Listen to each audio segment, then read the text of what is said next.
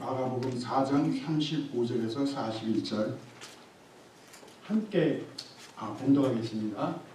그날 저물 때에 그들에게 이르시되 우리가 저편으로 건너가자 하시니 그들이 우리를 떠나 예수를 배에 계신 그대로 모시고 가매 다른 배들도 함께 하더니 큰 광풍이 일어나며 물결이 배에 부딪혀 들어와 배에 가득하게 되었더라. 예수께서는 고물에서 베개를 베고 주무시더니 제자들이 깨우며 이르되 선생님이여 우리가 죽게 된 것을 돌보지 아니하시나이까 하니 예수께서 깨어 바람을 꾸짖으시며 바다더러 이르시되 잠잠하라 고요하라 하시니 바람이 그치고 아주 잔잔하여 지더라. 이에 제자들에게 이르시되 어찌하여 이렇게 무서워하느냐 너희가 어찌 믿음이 없느냐 하시니 그들이 심히 두려워하여 서로 말하되 그가 누구에게 이기에 바람과 바다도 순종하는가 하였더라. 아멘. 이제 박동환 선교사님 나오셔서 꿈의 언덕을 향하라는 말씀으로 전해주실 때 많은 은혜 받으시기 바라겠습니다. 다 같이 박수로 환영해 주시기 바라겠습니다. 여러분 반갑습니다. 방금 소개받은 박동환 선교사입니다. 제가 어디 교회 집회 가서 간증하느라면 보통 제 나이가 거의 중간 이상이 되는 여기 제가 동생 같아서 더 편하고 떨리기도 하고 그렇습니다. 영상을 본 것은 이제 헤이티가 지진이 나서 되게 힘들었던 8년 동안에 했던 사역이 주고 그 외에 2018년부터 되게 데모, 시, 폭동, 갱들로 그냥 날아가지고 뭐 어수선하고 어떤 인터넷 뉴스는 이게 나라냐 뭐 그렇게 표현할 정도로 힘든 상황이지만 그랬던 내용들을 잠깐 더 설명을 드리고 말씀을 보도록 하겠습니다. 저는 그 대학교 때 선교단체를 통해서 개인적으로 주님을 만났고 내 일생을 앞으로는 이렇게 선교사적인 삶을 살겠노라는 이제 뭐 다짐을 하고 직장 들어가서 10년 동안 대우에서 열심히 직장생활 정말 열심히 했습니다. 그렇게 하다가 그 다음에 7년 동안은 여러분 아시는지 모르겠지만 연세가 많아서 한국의 크리스찬 기업 쪽의 대표적인 이랜드라는 대회가 있었습니다. 거기에서 CFO로 한 7년 동안 근무하다가 그 다음에 8년 동안 선교단체에서 근무를 옮겨서 하고 그 다음에 2006년부터 제가 헤이티 도미니카 선교지로 나가서 지금까지 살아가고 있고요. 앞으로 하나님이 인도하실 때까지 계속 할 수 있을 것 같습니다. 우리 헤이티는 좀 그건 몇 년간 좀 어려운 그런 시기였어요, 사실은. 그래서 지금 헤이티 상황은 거의 뭐 최악의 상태, 무정부 상태라고 할 정도로 대통령도 없고 갱들이 전체를 막 좌지우지하는 그런 상황이고요. 그래서 가끔 여러 마음이 들기도 하지만 이들의 영혼에 대한 관심은 계속 지속적으로 높아지고 있습니다. 이렇게 힘들어서 선교사들이 다 철수하면 이 민족은 어떻게 할 것인가? 헤이티안들의 같은 제일 그런 가슴 아픈 건 뭐냐면 미국의 많은 유수한 단체들이 사역을 하다가 한 5년 지나서 결과가 없으면 철수를 많이 결정한대요. 합리적인 사고의 사람들은 맞는 일일 수 있을 거예요. 근데 우리 헤이티안들은 다른 아프리카보다 2배, 3배의 노력이 필요한 그런 민족이거든요. 노예로만 400년을 살았던 민족이기 때문에. 그래서 지난번에 제가 기도 편지를 작성할 때 이제 기도 편지 드리면서 그런 내용을 썼던 기억이 나요. 헤이티에 남겨진 자로서 참 힘들지만 헤이티에 남겨진 자로 사역을 잘 감당했도록 기도해 주십시오. 그런 상황이 됐는데 상황이 점점 더 힘들어지는 거예요. 더 좋아져야 되는 거예요. 그래서 이제 갱들의 횡포는 더욱더 거세지고 그다음 정부의 기능은 계속 무정부 상태가 지속되고 현 총리는 대통령을 뽑을 생각 안 하고 자기가 그 위치에서 그 자리를 계속 하고 싶어하고 갱들이 천국 같은 상황에서 정말 미국 대사관이 철수 얘기가 나오더니 올 8월에는 미국 대사관이 철수를 하고 많이 힘들었습니다. 그래서 상대적으로 이렇게 센터랑 수도로 오가는 길도 좀 안전한 길을 가야 되니까 경찰의 에스코트를 받아야 되니까 매일 이렇게 나눠가고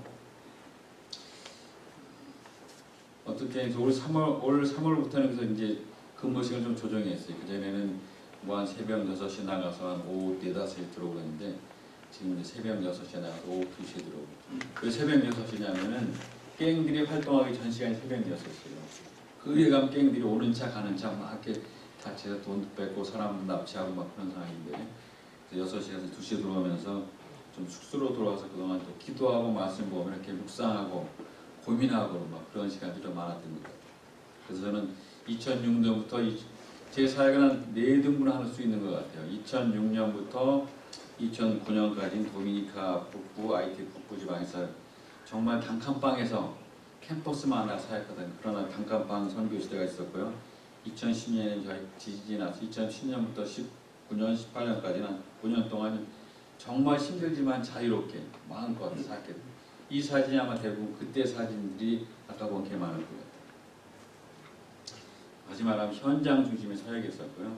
그 다음에 2019년부터 현재 5년 동안은 거의 뭐 은둔 상태처럼 시위와 데모와 폭동과 이런 것들이 모든 것이 불안정한 상황. 총소리는 매일 들리고 총소리가 들리지 않으면 잠을 못 잘 정도로. 저희 집사람은 거의 그런 것 때문에 트라우마성이 막 됐어요. 집사람 총소리가 나면 이런 기둥들이 가요. 총알이 꾸불꾸불 하는 것도 아닌데 그런 불안감이 있는 것. 그것도 몇 년 살면 괜찮게 됐는데 아직도 힘들어하는 모습이 있긴 있죠. 그래서 처음은 이제 아까 말한 것처럼 4년 동안은 그냥 단칸방에서 이렇게 살면서 정말 재밌었어요. 캠퍼스 나가서 젊은 영혼들 만나고 같이 현지밥 먹다가 뭐 장염도 걸리고 있지만 그런 순수함들.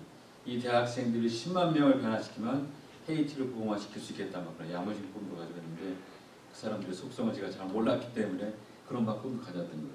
그러다가 이제 그 다음 9년 동안은 저희 하이티의 그 겔마라는 거 중산층들이 사는 동네에 숙소를 얻어서 센터를 넣고 아마 2분 정도는 오셨다 가신 분이 있는 것 같은데 촬영하면서 거기 교회 공간도 있고 저 같은 그래서 공간도 이렇게 넉넉하기 때문에 좀 사역이 잘 진행이 됐어요. 근데 이제 깜포가 좀 깜포라고 아까 보면 저희 사역 그 베이스 짓는 공간 있잖아요. 그 공간이 좀 이거 설명을 잠깐 드릴 텐데 그 공간에 이제 공하면서 이렇게 장교를 설명할 때 좀 나왔으니까 저 선교사는 뭐 돈이 있나 보다 해가지고 막 현지 제자들은 막 빨리 이동하라는 거예요. 여기 계속 있으면 선교사님 다 납치되고 살해될 수도 있습니다. 막 그래서 급하게 또 이제 옮겨서 지금 아주 아래층에 가서 대학가 옆에서 어려운 동네 사역하고 있는데 요즘 또 더 갱들이 많아요. 근데 하나님 아니면 어디 건지 안전할 수 없는 것 같아요. 사역하고 있고 그러나 이제 거기서 있다 보니까 전에는 숙소랑 센터를 분리했었는데 지금은 그럴 수가 없어서 힘들어서 이제 숙소 따로 있고 센터 따로 있고 지금 어떤 철수하지 선교단체가 사역하고 있고요. 선교지 나간 이후로 15년 만에 처음으로 숙소와 센터를 분리해서 사용해서 쓰고 있다가 그것도 2년 하니까 또 그 동네도 소음이 나가지고 갱들이 또 추적거리는 거예요. 갱들은 보통 이제 갱하고 경찰이 싸워 총소리가 많이 나고 또 갱하고 갱들이 자기 지역을 확보해 싸우고 또 하나는 이제 뭐가 뛰고 뭐가 뛴다고 조물의 갱들이 또 이 동네 들어가 총을 쏘면 그 사람 도망가잖아요. 그 집에 가서 집터냐고 싸우고 또 길거리에서는 더 어린 갱들은 돈 뺏으려고 또 이렇게 총들 쏘고 갱들의 평균 나이가 20대니까 이 갱들이 어떻게 행동할지를 몰라요. 그러니까 이게 참 불안한 게 뭐냐면 합리적으로 생각하나 이 총들은 얘기하다가 마음에 안 들면 쏘아버리니까 그래서 그런 생각을 하고 있고요.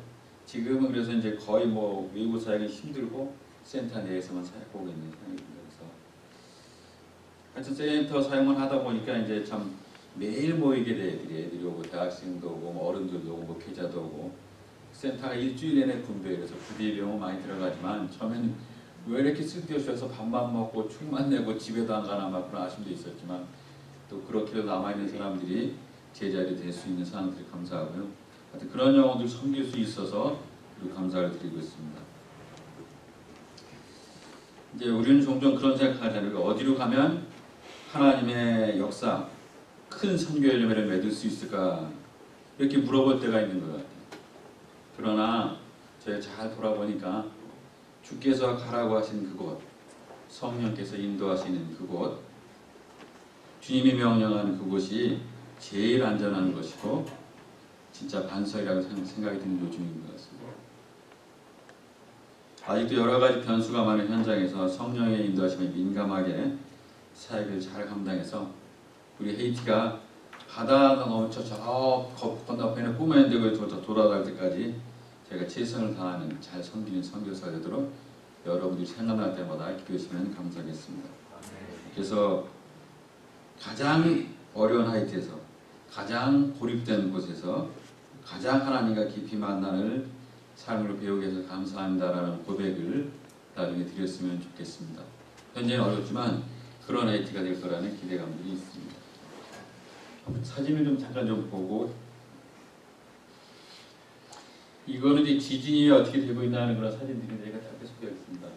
저희가 깜포 비전 센터를 말씀드렸는데, 이곳은 뭐냐면, 저는 사실 선교사에 제일 혼란에 빠지시는 게 선교지 나가서 병원, 학교, 교회 이런 것들을 많이 짓는 것을 주안점으로 들 수도 있어요. 그러나 제가 어떤 책에서 보니까 선교사들이 그런 게 치중하다 보면 번아웃해서 정말 중요한 복음을 전하는 일을 못할 수 있다, 이런 경고를 주는 분들이 많은데, 정말 공감해서 나는 선교지 나가면 뭐 건물 짓는 것보다 좀 하나님의 사람을 키우는 일 열심히 하겠다. 그래서 이제 캠퍼스 사역 중심으로 진행을 했는데, 또 현장의 특수한 상황들은 또 그런 것들을 보완 요소를 주는 것 같아요. 그래서 어떤 부족이 와서 저한테 14에이커 땅을 기증하면서 자기네 마을에서 건물을 지어달라고, 그래서 뭐 학교도 좋고 병원도 좋고 교회도 좋고 선교사님 마음대로 하라고.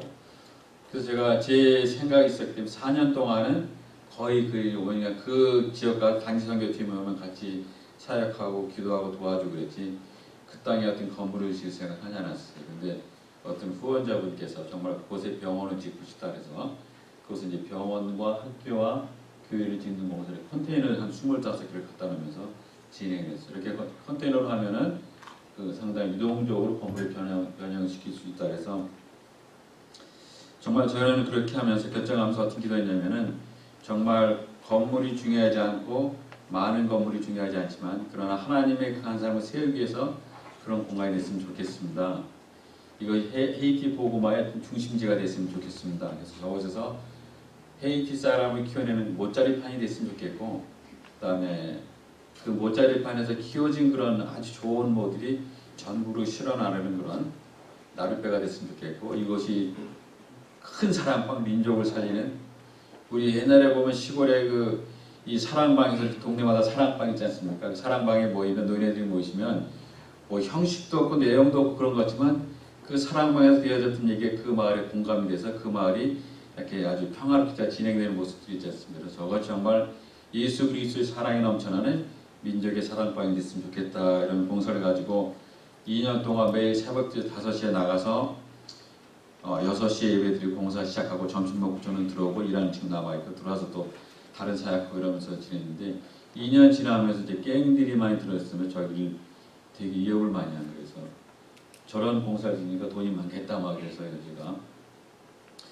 또 선교사님 사역이 다 그렇잖아요. 다 어려운 적에 사역하다 보니까 모든 한국사람 선교사님들이 다 그냥 지금 깽들이 중요한 기지가 되어버린 거예요. 저희는 마침 저 대문을 만들어놔서 그 뒤에 담을 쳐놨기 때문에 그 안에 들어갈 수가 없어서 들어가서 활동하기 힘드니까 지금 잘 유지되고 있는데, 이제 얼마 전에 저 시장이 저한테 전화를 하는 거예요. 그래서 선교사님 빨리 봉사를 진행하십시오. 웃으면서 내 목숨을 담보할 수 있냐? 그랬더니 시장이 저한테 농담을 하면서 예수님이 하십니다. 그래서 내가 맞는 말인데 힘들다 이렇게 생각하고 있는데, 여러분 기도해 주시면 저에게 1, 2년에 회복되어서 공사가 재개되면 정말 처음에 하나님께서 기도했던 약속하셨던 그런 깜포 센터가 될 수 있을 것 같습니다.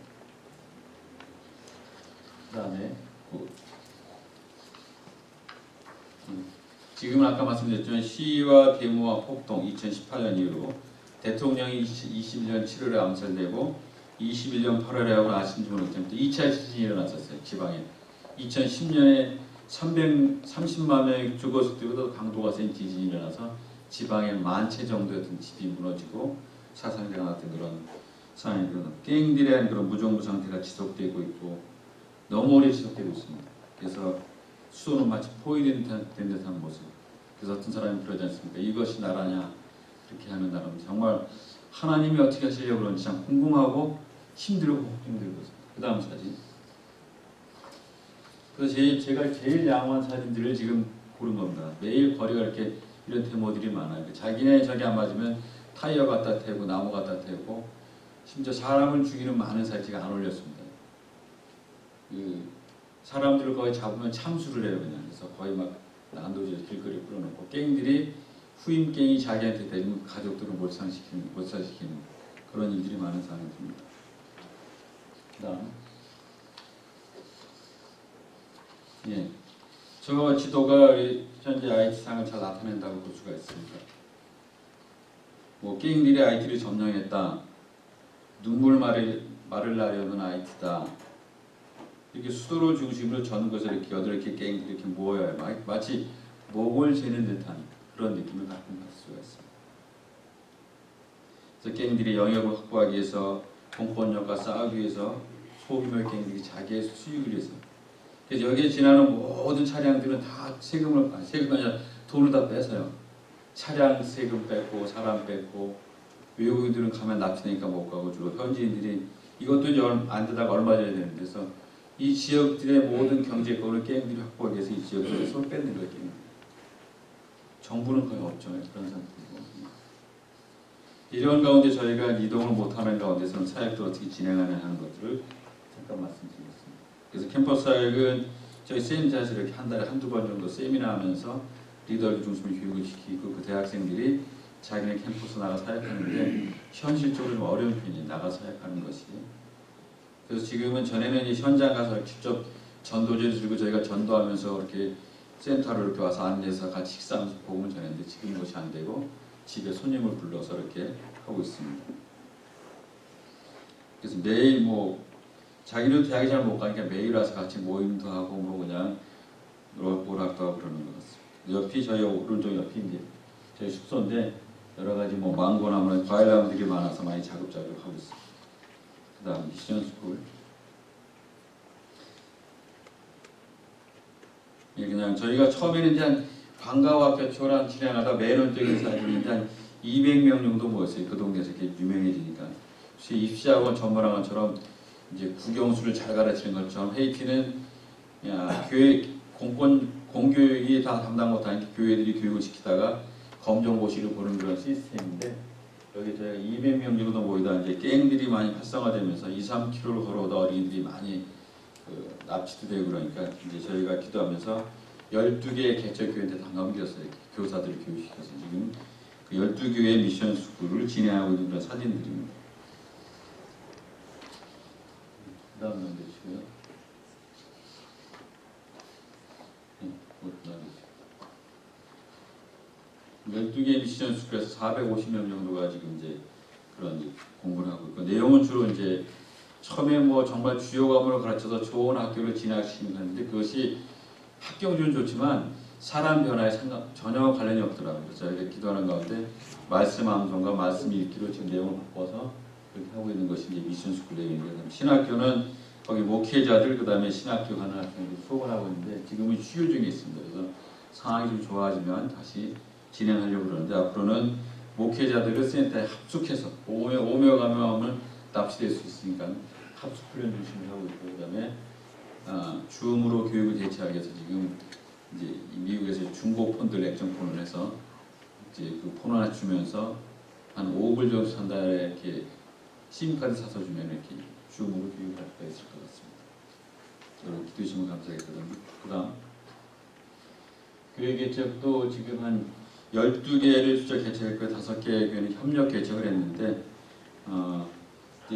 이런 폭동이 나게 제가 한 달에 한 번씩 가서 설교하고 같이 교제하고 지금 저희 거의 못 가기 때문에 현지 지도자들 사역하고 있고 이 제자들은 주일날이나 화요일날 기도 모임에 와서 저희랑 같이 협력하는 사역을 진행하고 있습니다. 어떻게 사진만 한번 쭉 보시죠.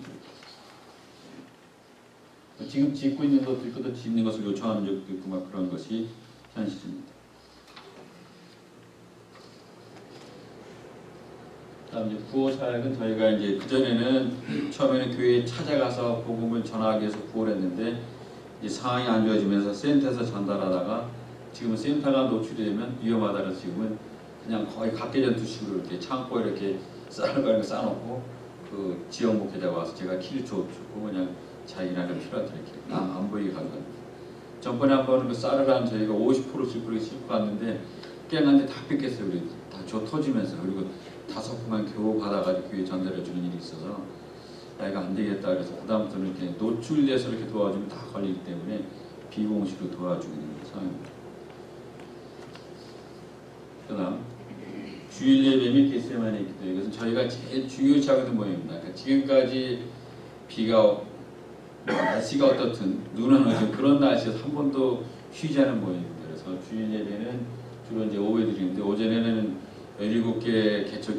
멤버들이 각자 자기 위해서 예배드리고 다 비공주로 그 험난한 길을 뚫고 와서 뭐 같이 교회 뭐 리더들, 목회자들, 교회 스태프들, 지역 주민들과 예배를 드리는 그런 그 주일날 예배드리고 그다음에 화요일 날은 그 멤버들 대부분이 다시 전체 집중적인 기도의 모임 있습니다. 겟세마네 기도를 해서 그 기도 모임과 저 주일 예배 우리 사이에 핵심이 되고 전체를 총괄하는 기도하는 그런 모임인데 이 모임이 잘 지속적으로 될 수 있도록 여러분이 기도해 주시면 감사하겠습니다.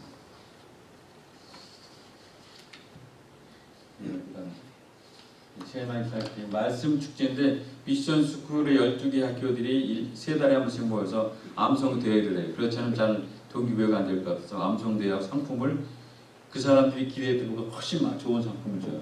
제가 막 무리해서. 그러니까 되게 인기가 좋아요. 지금 이제 자기의 욕심 때문에 또 좋은 상품 때문에 오지만 그 상품 때문에 오는 욕심이 하여튼 어떻게든 그 말씀이 자기의 머리로 암송이 돼서 그 말씀이 그 어린이들의 가슴으로 내려가서 20-30년 뒤에 행동으로 나타날 거라는 기대감이 있어요. 물론 100명 중에 1명이 될까 말까 낮은 비율이지만 그런 어찌하든 어린아이들이 말씀을 접하고 그것을 가슴에 익히고 행동으로 나타나는 그날을 바라보면서 그 민족이 변화될 거라는 소망을 있습니다. 그래서 한 15불짜리 가방 하나 사주면 너무 좋아하는 거예요.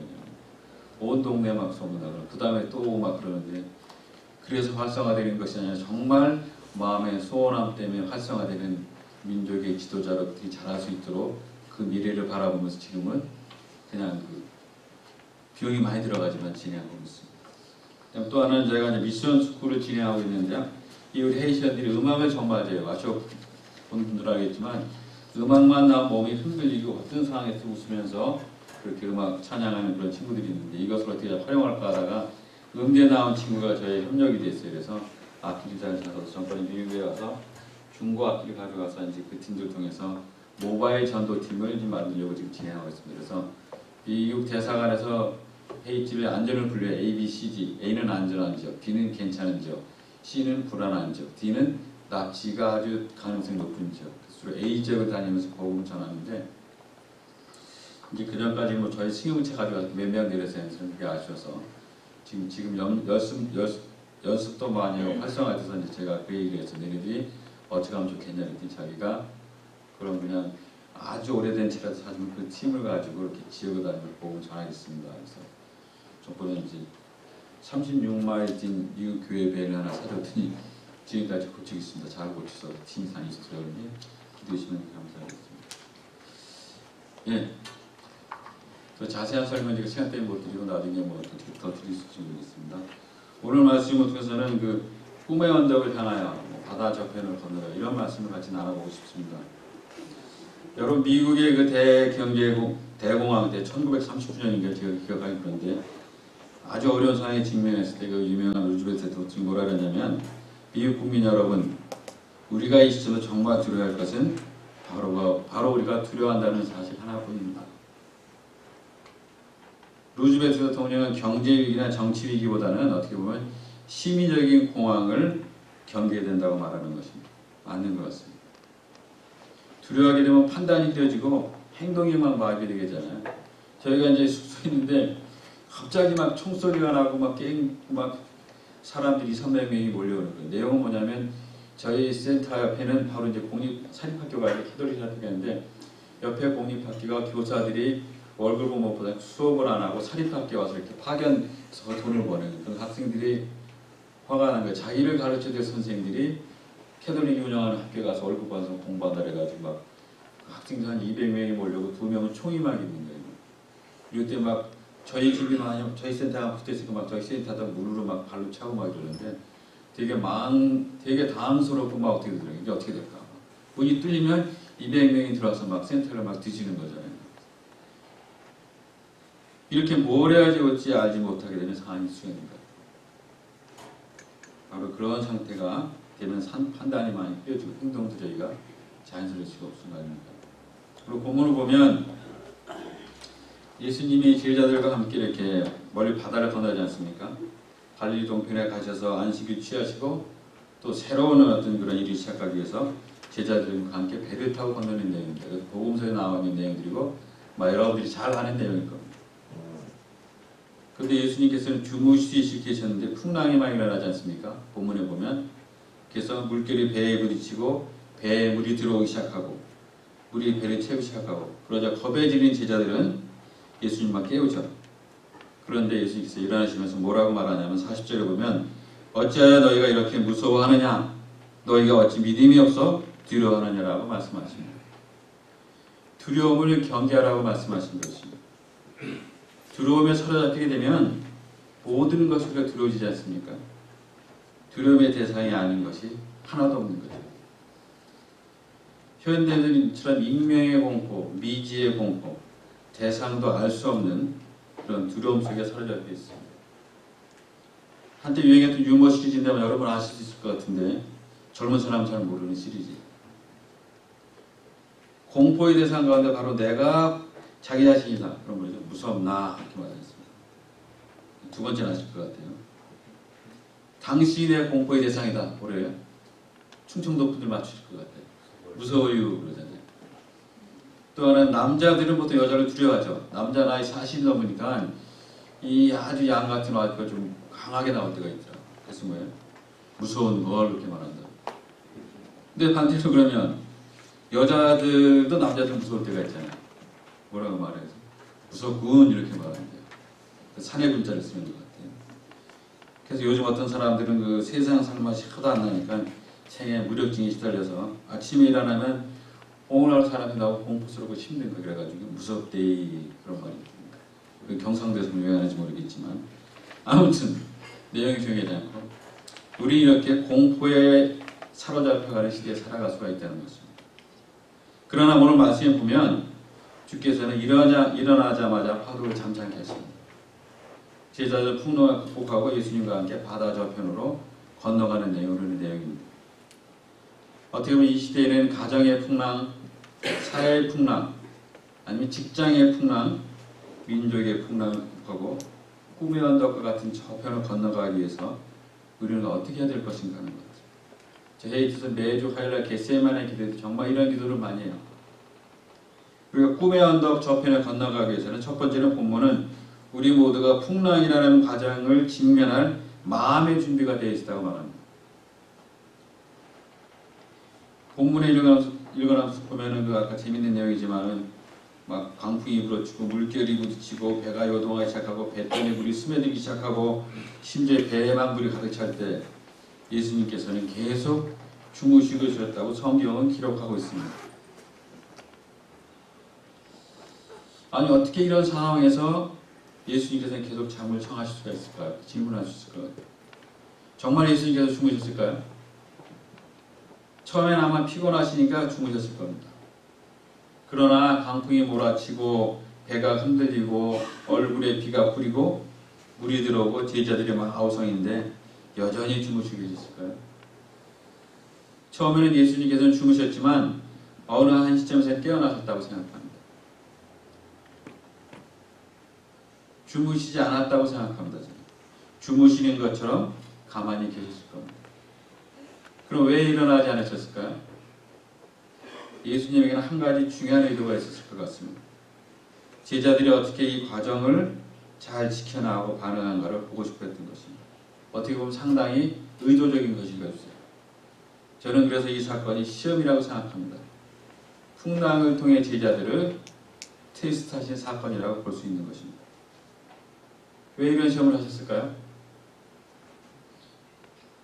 여러분 우리 인생의 바다에는 풍랑이 끊이지 않습니다. 다 아마 인생을 오랫동안 사신 분들이기 때문에 제가 부연 설명 안 해도 되겠지만 하나가 지나가면 또 다른 것이 와요. 이거가 되면 다음이 좋을 것 같은데 또 다른 것이 나타나고 어떤 사람은 경제적인 풍랑을 겪기도 합니다. 또 어떤 사람은 관계가 단절돼서 상처를 주고받는 인간관계의 풍랑을 겪기도 합니다. 또 어떤 사람은 잠을 잘 수 없는 고통으로 인한 가슴앓이를 하는 사람도 있습니다. 또 그런 것 같은 사람은 건강이 꺾어버리는 그런 풍랑을 겪는 사람도 있습니다. 우리에게는 하도 못 살고 힘든 나라니까 일불 때문에 직장을 마무리해요. 월급 일불 차이 나죠. 그런 엄청난 경제적인 어려움을 겪는 나라들도 이 지구상에 엄청 많이 있습니다. 그런데 한 사람이 한 번 이런 거대한 풍랑을 겪고 나면 웬만한 다른 풍랑에는 상당히 자신감 갖게 되는 겁니다. 풍랑을 겪을 줄 아는 마음의 준비가 이래서 반드시 필요한 것입니다. 그래서 예수님께서는 이 풍랑을 허용하지 않으셨을까 생각합니다. 그런데 문제는 이 풍랑이 전혀 예고 없이 다가온다는 것이 사실입니다. 인생의 많은 풍랑은 기대하지 않았던 때에 갑자기 나타나서 우리에게 훨씬 상처를 입히고는 그냥 호련히 떠나가는 경우가 많습니다. 예상하면 다 대비할 수가 있잖아요. 바로 오늘 본문에 있는 갈릴리 풍랑이 바로 그랬던 것 같습니다. 갈릴리라는 바다는 사방이 산으로 둘러싸여 있지 않습니까? 아마 성주절 간 분은 잘 아시겠지만 엄밀히 말하면 바다가 아니라 호수죠. 그리고 그 앞에 헬몬산이 보입니다. 우리 높이가 헬몬산의 높이가 2,760m라고 합니다. 백두산은 몇 메타죠? 좋은 초등학교 안 나서는 모르시는데 2,740m. 그리고 항상 눈이 덮여 있어요. 그래서 헬몬산의 물은 좁은 협곡을 통해 내려서 바다로 들어갑니다. 갈릴리 바다는 아열대성의 기울을 봐서 상당히 물이 뜨겁거든요. 위에서 내려오는 찬물이. 그러니까 이것이 둘이 만나면 휘몰아치는 거죠. 광풍이 일어나는 거죠. 아열대성 기후의 대표적인 그런 현상이 광풍인 것입니다. 예고하지 않았던 갑작스러운 풍랑을 일으키게 되는 것입니다. 바로 이러한 갈릴리 바다야말로 우리 인생에 대한 그런 적절한 상징이라고 생각이 듭니다. 우리 인생에서 우리는 어느 날 갑자기 뜻밖의 풍랑을 만날 수 있습니다. 그래서 더 당황하고 불안할 수 있을 것입니다. 그러나 이런 풍랑은 인생에 쉴 새 없이 다가올 수도 있습니다. 적게 올 수도 있고 많이 오냐 그런 차이지만 누구에게나 올 수 있는 그런 상황인 것입니다. 그래서 주님은 그것을 좀 준비하라고 저희 가르치는 것입니다. 예수님이 우리가 예수 믿는 신앙을 가졌다는 그런 사실 때문에 풍랑이 면제된다고 가르친 적은 없습니다. 오히려 이렇게 말씀하십니다. 너희가 이 세상에서는 환난을 당하나 담대하라, 내가 세상을 이기었노라. 풍랑이 면제를 약속하신 것이 아니라 풍랑을 맞더라도 뚫고 나갈 수가 있다. 마지막 승리자가 될 수 있다는 것을 약속하십니다. 야고보서는 이렇게 말합니다. 너희가 여러 가지 시험을 만나거든 기쁘게 여기라. 이 여러 가지 시험이라는 말은 그 원어 성경에 보면 여러 가지 색깔이라는 말입니다. 여러 가지 색깔의 시험을 만나거든 기쁘게 여기라. 우리가 인생의 여정에서 우리는 형형색색의 시험을 경험할 수가 있습니다. 이거 끝나고 이거 나타나고 이거 끝나고 이거 나타나고. 왜 우리 내 인생이 이렇게 지질이 복이 없을까? 표현할 수도 있을 것 같아요. 그러나 그것이 아니라 하나님 뜻이라는 겁니다. 하나님 이러한 시험을 대비하라고 말씀하시는 것입니다. 또 베드로는 이렇게 말합니다. 만약 너희가 불시험을 당하거든 이상히 여기지 말라. 우리에게는 평범한 시험도 있지만 불시험도 있는 것 같습니다. 그런데 이 같은 불같은 시험은 그런 경험할 때에는 우리가 정말 이상하게 생각하지 말고 잘 감당하라고 성경은 가르치고 있습니다. 왜 나에게는 힘든 시험이 와서 다른 사람한테 없는 그런 것이 아니라 특별한 하나님의 계획하심이 있을 수도 있습니다. 본문에서 제자들이 경험했던 갈릴리 바다 이런 풍랑은 아주 큰 광풍이었습니다. 어떻게 보면 메가톤급 풍랑이었을 겁니다. 거대한 풍랑, 우리의 삶의 근본을 흔들어 버릴 수 있는 그런 풍랑, 내 삶의 존재를 위협할 수 있는 정도의 거센 풍랑이 제자들을 덮친 것입니다. 그러나 주님은 우리가 이 풍랑만 헤쳐나갈 수 있다면 어떠한 풍랑 속에서 우리가 승리자가 될 수 있다는 것을 가르쳐 줍니다. 현재 우리 개인과 가정과 교회와 사회 속에 어려운 풍랑이 있을 수도 있습니다. 그러나 그 과정만 거쳐나가면 하나님께서 더 크게 세우신다는 겁니다. 이 풍랑을 허용하는 것이 주님의 뜻이라면 우리는 이 거센 풍랑이 일고 있는 이 바다를 지나서 저 멀리 꿈의 언덕에 도착하기 위해서 우리 마음의 준비를 해야 한다고 성경은 가르쳐주고 있습니다. 두 번째로 풍랑을 넘어 바다 저편에 꿈의 언덕에 도착하기 위해서는 예수님께 대한 믿음이 있어야 된다고 39절에서 말하고 있습니다. 예수께서 잠에서 깨어나서 풍랑이 있는 바다를 향해서 이렇게 말씀하십니다. 아니 외치십니다. 예수께서 깨어 바람을 꾸짖으시되 바다더러 이르시되 잠잠하고 고요하라 하니 바람이 바람이 그치고 아주 잔잔해지더라. 바다는 언제 폭풍이 몰아쳤다는 듯이 아주 유리알처럼 투명하고 고요하고 깨끗해졌습니다. 이 사건이 있었던 직후에 예수께서는 두 마디 말씀을 하십니다. 하나는 뭐냐면 40절에 보면 너희가 어찌하여 무서워하느냐, 그리고 또 하나는 너희가 어찌 믿음이 없느냐 이렇게 말씀하십니다. 제자들에게 믿음이 없었다고 할 수 있을까요? 전혀 없었다고 할 수가 없습니다. 그들이 억울하는 그 당시 안정된 직업을 버리고 포기하고 예수님을 따라 나선 것은 그분에 대한 신뢰가 없어서 불가능했겠죠. 이렇게 그들은 예수님을 신뢰하고 따라 나선 것입니다. 그런데 풍랑이 일어나는 현장 속에서 제자들은 막 흔들리기 시작했습니다. 어떤 사람은 이것을 신앙인의 불신앙이라고 표현하는 사람도 있습니다. 믿는 사람도 어느 한순간에 인생의 어떤 특수한 상황 속에서는 전혀 믿음이 없는 사람처럼 말하고 행동할 수가 있습니다. 저는 제자들의 입장이 그랬다고 생각합니다. 제자들은 막 당황했습니다. 그래서 어떻게 했습니까? 예수님 막 흔들어 깨우죠. 선생님 일어나십시오. 우리가 지금 죽어가고 있습니다. 어째서 주무시고만 계십니까? 일어나서 이렇게 뭔가를 좀 해주십시오. 막 그랬을 거예요. 당하니까 예수님께서 막 지시하는 거죠. 아니 명령하는 것 같아요. 우리 인생의 일화는 언제나 다시 일어날 수가 있습니다. 우리도 문제가 풀리지 않으면 예수님 이렇게 좀 해주십시오 하고 제자들처럼 마구 지시한 때가 많습니다. 그런데 예수님은 잠들어 있었습니다. 제자들은 예수님의 침묵과 무관심을 견디지 못했습니다. 아, 예수님도 나의 상황에서는 정말 무관심하구나, 하늘도 무심하구나, 하나님도 나에게 이제 관심이 없다 이렇게 생각할 수도 있을 것입니다. 그러나 예수님은 무관하지 않으셨습니다. 자는 척하면서 주무신 척하면서 제자들을 지켜보고 계셨던 것입니다. 제자들은 믿음을 적용하는 일에 실패하고 있었던 것입니다. 어떻게 이런 상황에서도 믿음을 가질 수 있는 자가 될 수 있을까 하는 것이 오늘 질문 중 하나인 것 같습니다. 믿음을 제대로 가지려면 우리가 환경만 보아서는 안 되는 것 같습니다. 현실이라는 거대한 파도 앞에 섰을 때 제자들의 믿음은 그 당시 상당히 위축되고 말았습니다. 눈에 보이는 어려운 현실에만 우리의 시선을 고정시킬 때 우리는 위축되고 낙심하고 좌절할 수가 있습니다. 그럴 때는 보려고만 하지 말고 들으려고 하는 것이 중요한 것 같습니다. 뭘 들어야 합니까? 주님의 음성입니다. 그 음성은 작을 수 있습니다. 그러나 주님께서 이 고통의 현장, 낙심과 불안의 현장, 시련과 역경의 현장 속에서도 나에게 무엇을 말씀하시는지 들어보십시오. 저희가 현장에서 기도하면서 겟세마네 기도에 말씀하셨는데, 저희 겟세마네 기도에는 헤이티의 모든 문제를 놓고 기도합니다. 어떻게 보면 정부보다 더 고민하는 것 같아요. 온갖 나라를 위해서 막 기도하는 기도 모임.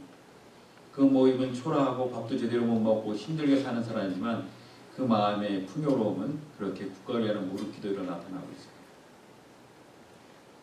고요히 말씀하시는 그분의 음성을 들어보시기 바랍니다. 두려워하지 말라, 놀라지 말라, 내가 너와 함께 있지 아니하나. 그 음성을 들으면 힘이 나야 됩니다. 믿음은 말씀에서 나는 것입니다.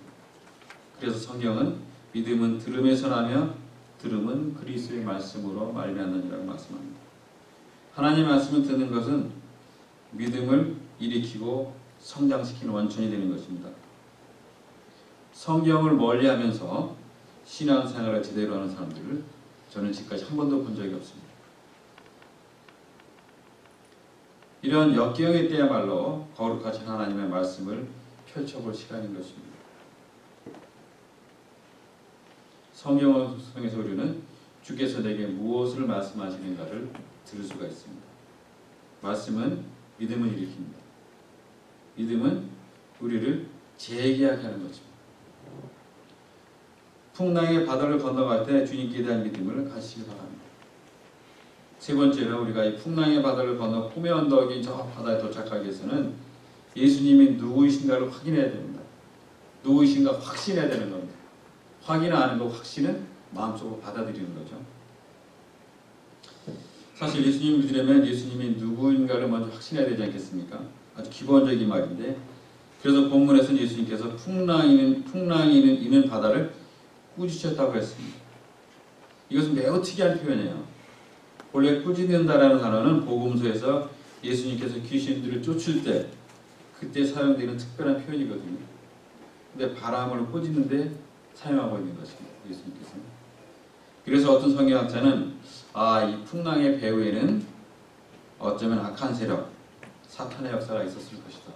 이렇게 얘기하는 분도 있어요. 보통 고통이 악마 때문에 일어나는 것은 아니지만 어떤 고통은 사탄 때문에 일어날 수도 있습니다. 나를 좌절시키고 나를 낭망시키고 주저앉게 만드는 일의 배후에는 악한 영들의 역사가 있습니다. 우리가 그럴 때 어떻게 해야 됩니까? 일어나서 예수님처럼 예수님의 권세를 의지해서 꾸짖어야 됩니다. 성경은 그렇게 말합니다. 파도야 잠잠하라, 고통아 사라져라, 문제야 극복되리이다. 이렇게 기도하라고 가르치고 있습니다. 예수님의 권세를 가지고 나가면 고통의 상황은 극복될 수가 있습니다. 파도와 바람이 잠잠해졌습니다. 이 놀라운 광경을 바라보는 사람들은 이렇게 외쳤습니다. 41절에 보면 저희가 심히 두려워하여 서로 말하되 저간 위기에 바람과 바다라도 순종하고 했더라. 우리가 신앙생활의 초기에는 우리가 많은 것의 질문 중에 하나는 무엇이라는 질문일 겁니다. 예수님은 나에게 무엇을 해줄 수 있을까? 예수님이 나에게 무엇을 줄 수 있을까? 이 신앙이 나에게 무슨 유익이 있을까? 마치 실용주의적인 차원에서 질문을 많이 하게 돼요. 그러나 우리가 제대로 신앙이 되고 참된 예수의 제자가 되려면 무엇이라는 질문에서 이제는 누구라는 그런 질문으로 받게 되는 것입니다. 예수님이 누구신지에 대한 그런 진정한 확신과 고백이 없이는 참된 그리스도인이 될 수가 없는 것입니다. 연륜이 중요한 것이 아니라 주님을 깊이 만나느냐는 그런 확신이 중요한 것입니다. 저분은 누굴까? 바람과 파도도 복종케 한 저분은 누굴까? 제자들은 어느새 깨닫고 있었던 것입니다. 무엇을 깨달았을까요? 바람을 잠잠케 하신 저분은 바람을 지으신 분이 아닐까? 파도를 잠잠케 하신 저분은 파도를 지으신 분이 아닐까? 한순간 그들은 인간 예수로부터 놀랍게도 살아계신 창조주 하나님을 발견한 것입니다. 예수님은 살아계신 하나님이다. 예수님은 살아계신 하나님이다. 이것을 발견한 것입니다. 아무도 예수님은 하나님이다라는 이런 고백을 넘어서지 못하고는 진정한 그리스도인이 될 수가 없는 것입니다. 많은 선교 현장의 일들이 많은 사람 모이고 많은 일하고 많은 작업하는 것도 중요하지만 정말 중요한 것은 예수님은 하나님이다라는 것들을 많은 안 믿는 자에게 전하는 것입니다. 다시 말하면 사람 중심의 사역을 해야 되는 것입니다. 예수님은 하나님이시며 창조자뿐만 아니라 만물을 다스리고 통치하시는 섭리자인 것입니다. 그리고 풍랑을 잠잠케 할 수 있는 분이며 인간 내면의 풍랑도 잠재울 수 있는 분이고 나를 참된 평화로 인도할 수 있는 분이 하나님이신 것입니다. 나를 구원할 수 있는 구원자 예수를 여러분 믿습니까? 아멘. 제자들은 한순간 예수가 창조자이며 승리자이시며 통치자이자 구원자라는 놀라운 발견 앞에 도달한 것입니다. 그래서 본문 41절에서는 저희가 심히 두려워하여 이런 표현이 있습니다. 제가 본문을 연구하면서 묵상할 때 깨닫게 된 사실이 뭐냐면 처음에는 제자들이 무서워했다는 것입니다. 그러나 무서워했다는 것은 41절에 두려워하다라는 것은 의미가 달라요. 제가 주석서의 의미를 보니까 41절에 저희가 심히 두려워하여 이런 표현이 뭐냐면 저희가 하나님께 대한 경외감으로 가득 차 놀라움과 경외감에 사로잡히는 것을 말합니다. 한순간 그들은 놀라운 경외 속에 들어간 것이다. 본문에 보면 예수님을 훌륭한 인간으로만 생각하다가 그분 안에 살아계신 하나님을 발견하게 된 것입니다. 하나님, 그럼 누구냐면 파도와 바람을 잠잠케 하시는 분. 그 한순간의 깨달음에 그들의 인생은 완전히 달라지는 것입니다. 예수님을 믿고 그분과 함께 해왔는데 바로 그분께서 살아계신 하나님의 아들이구나. 그러자 모든 문제가 달라지기 시작하는 거예요. 선생 예수에서 살아계신 하나님의 아들이 되면서 그 인생 자체가 완전히 바뀌는 거죠. 제 아무리 풍랑이 들이닥친다 해도 만물을 다스리신 창조주 하나님이 함께 하신다면 풍랑이 문제겠습니까? 행복은 무엇입니까? 여러분, 참된 안정은 무엇입니까? 깽이 없다고 행복합니까? 깽기 총소리가 더 들리다고 참된 안정일까요? 바로 풍랑이 없는 것이 안정은 아닙니다. 예수님께서 함께 한다는 것이 참된 행복입니다. 예수님께서 함께 하신다는 것이 참된 안정인 것입니다. 주님이 함께 한다는 사실은 아무것도 필요가 없는 것이 우리 인생인 것 같습니다. 어떤 제가 그 마더 테레사 선교사의 책을 읽다 보니까 이분이 이제 노벨상을 받기 위해서 영국 BBC 방송에 인터뷰를 갔어요. 인도의 캘커다에 죽음의 집 있잖아요. 거의 뭐 터미널 케이스 한 2, 3일 뒤에 죽는 사람들이 그 수송서당 2번 가봤는데 거기 가면 환자들이 달라붙어요. 사람한테. 마지막 인육 직전에만 그런 사람인데 그분이 저쪽에 조용히 일하고 마더 테레사 수녀 인터뷰한 적이 있는데 뭐냐면 성교사님 힘들지 않으십니까? 그때 이 대답이 뭐라고 했냐면 힘들죠. 그러나 즐겁습니다. 주님이 함께 하시기 때문입니다. 힘들죠. 그러나 즐겁습니다. 주님이 함께 하시기 때문입니다. 이 세 마리 요체가 우리 신앙생활의 요체를 다 요약해 다 가수가 있습니다. 우리의 인생이 힘들 수 있습니다. 그러나 즐거워합니다. 왜냐하면 주님이 함께 하시기 때문입니다. 신앙을 가지고 산다는 것은 힘든 일입니다. 그러나 즐겁습니다. 주님이 함께 하시기 때문입니다. 이런 고백이 매일매일 있어야 되겠습니다. 고통의 시기를 지나는 것이 힘이 듭니다. 그러나 우리는 여전히 즐거울 수가 있습니다. 주님께서 함께 하신다는 확신만 가지고 있다면 가능한 것입니다. 왜냐하면 우리가 타고 있는 인생의 배에 주님이 함께 계시기 때문입니다. 본문이 시작된 맨 처음에 예수님께서 이렇게 말씀하셨습니다. 그날 저물 때 제자들에게 이르시되 우리가 저편으로 건너가자 하시니 배에서 하신 말씀 아닙니까? 그 항해를 제안하신 분입니까? 그 배를 가자고 제안한 분이? 그분이 예수님이었습니다. 그렇다면 그분에게 계획이 있지 않았을까요? 이 바다를 건너가자고 제안하신 분이 예수님이기 때문에 바다를 건널 계획도 예수님께서 가지고 계시지 않았겠습니까? 그렇다면 풍랑도 하나님의 계획에서 제외될 수가 없죠. 그분이 우리에게 항해를 제안하고 이 항해에 직접 동참하셨다면 풍랑도 그분의 계획의 일부일 것입니다. 고난에는 뜻이 있습니다. 풍랑에는 하나님의 뜻이 있는 것입니다. 주님만 함께 하신다면 우리는 승리할 수가 있는 것입니다. 풍랑도 우리에게 큰 유익을 가져다 줄 것입니다. 우리에게 믿음만 있다면 우리는 바다 저편을 향해서 다시 용기 있게 일어나서 꿈의 언덕을 향해서 계속 갈 수가 있는 것입니다.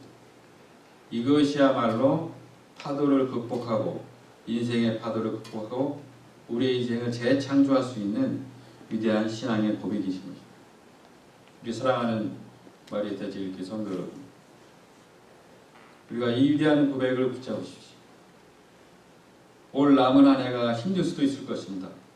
그러나 즐거울 수 있습니다. 우리의 남은 인생이 힘들 수도 있습니다. 그러나 즐거울 것입니다. 왜냐하면 주님께서 함께 하시기 때문입니다.